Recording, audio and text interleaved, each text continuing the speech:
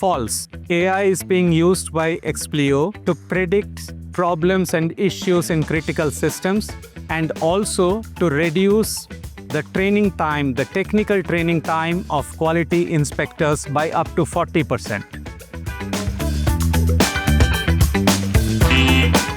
False. Digitalization is not just about handing out a tablet. It is about automation of repetitive tasks to become more efficient. It is about using data in a better way for decision making. It is about using tools embedded with AI to become more productive and change the ways we are working. True. At Expleo, we are using AI to help our quality inspectors get technical content, technical training faster. False.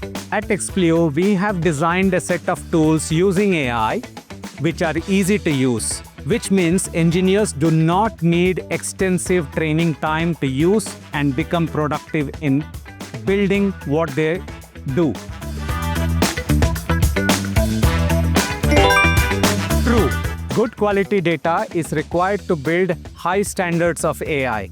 At Expleo, we have experienced data engineers who can build these data platforms and create the required platform for building AI models.